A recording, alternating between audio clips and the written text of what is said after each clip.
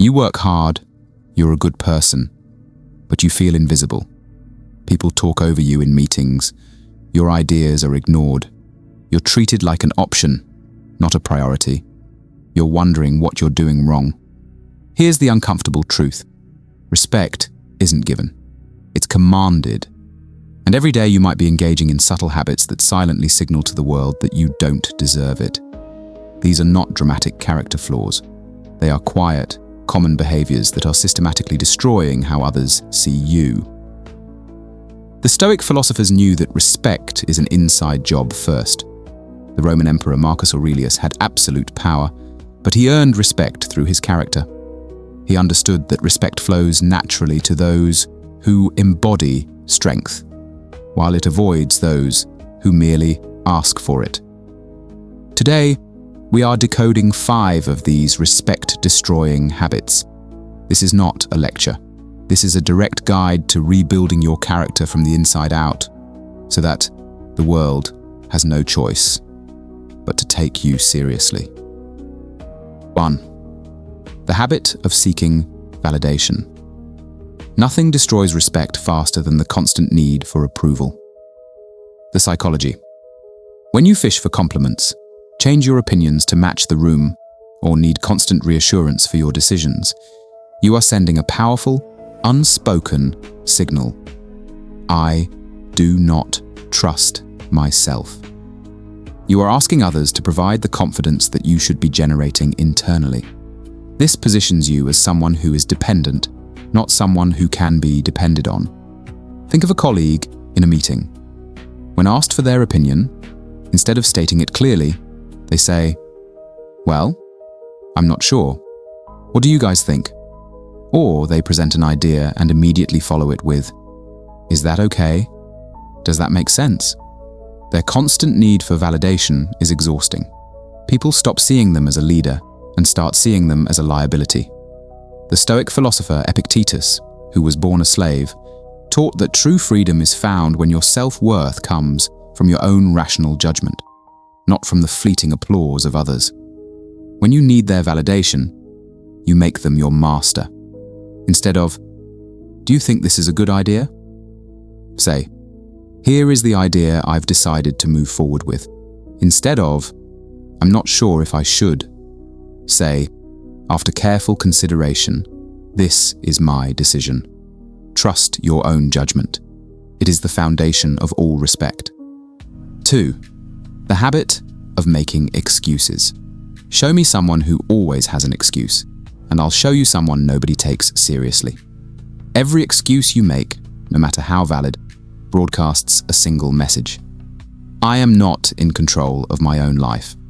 When you blame traffic for being late, blame colleagues for a missed deadline, or blame being tired for not getting things done, you are announcing that you are at the mercy of external forces, not that you are a force to be reckoned with. Think of that person in your life who is always the victim of circumstances. Their car breaks down, their alarm doesn't go off, something always comes up. At first, you feel sympathy, but after the 10th time, you stop trusting them. You stop giving them important responsibilities, because you know that if something goes wrong, you won't get a solution. You'll just get a story.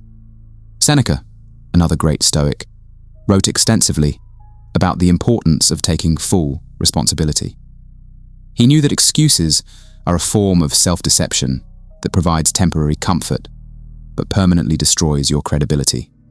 Instead of, "It wasn't my fault," because, say, "I take full responsibility for this."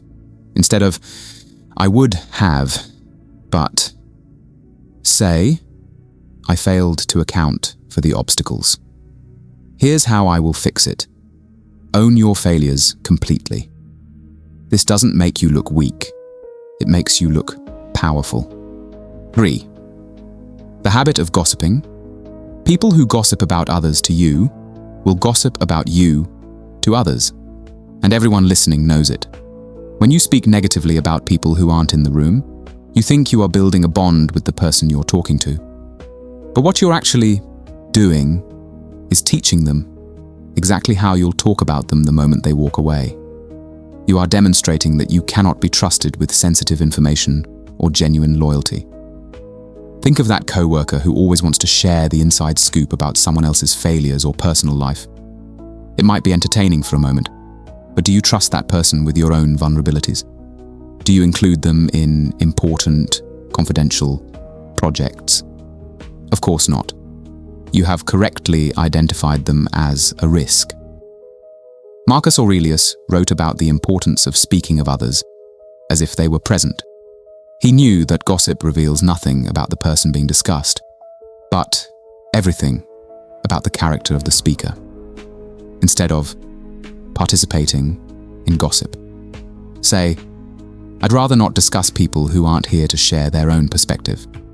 Replace criticism of absent people with either direct, constructive feedback to them or respectful silence.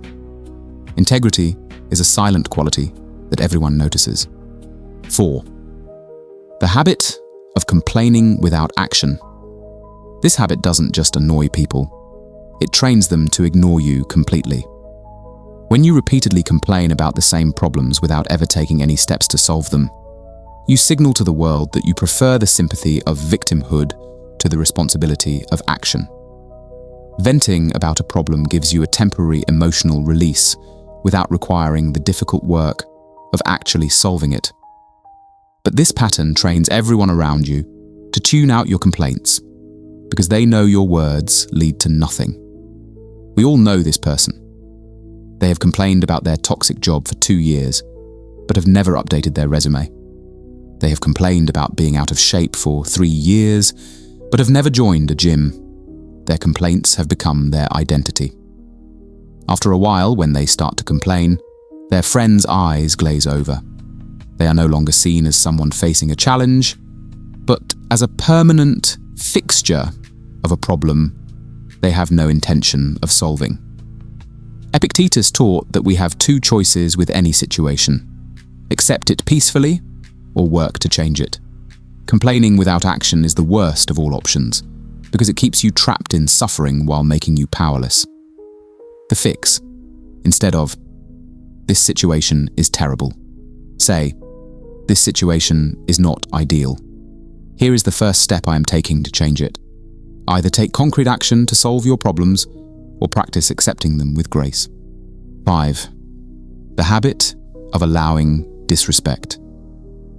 This is the final and most important habit. The moment you allow someone to disrespect you without consequence, you have taught everyone watching exactly how you expect to be treated. People do not treat you based on your own internal sense of worth. They treat you based on the standards you enforce. When you laugh off an insult to avoid confrontation, or stay silent when a colleague takes credit for your work, you are training them that your dignity is negotiable. Worse, everyone who witnesses this interaction loses a small amount of respect for you, because they see someone who doesn't respect themselves. In a client meeting, a colleague interrupts you and says, "Let me explain this properly," since you're clearly confusing everyone. The room goes silent. If you laugh awkwardly and say, "Yeah, I guess I wasn't being clear," you have just validated their disrespect. If you calmly pause, look them in the eye and say, "I'm not finished yet," you have set a clear, powerful boundary. Seneca taught that self-respect requires defending your dignity. Boundaries are not acts of aggression. They are calm declarations of self-worth that teach others how to interact with you respectfully, instead of silent acceptance. Use calm, clear communication. That comment was inappropriate. I won't accept being spoken to that way. Your boundaries teach people how to treat you. Enforce them consistently and watch respect follow naturally. These 5 habits, seeking validation, making excuses, gossiping, complaining without action, and allowing disrespect, are the invisible forces that destroy respect. Each one signals to the world that you don't value yourself enough to command better. The Stoic philosophers all taught that respect flows naturally to those who embody virtue. It is not demanded. It is earned through character, demonstrated daily, through your small choices and behaviors. The transformation begins now. Replace validation seeking with self-trust, excuses with ownership, gossip with discretion, complaints with action, and silence with firm boundaries. This is not about changing who you are. It is about removing the habits that are hiding who you are truly meant to be.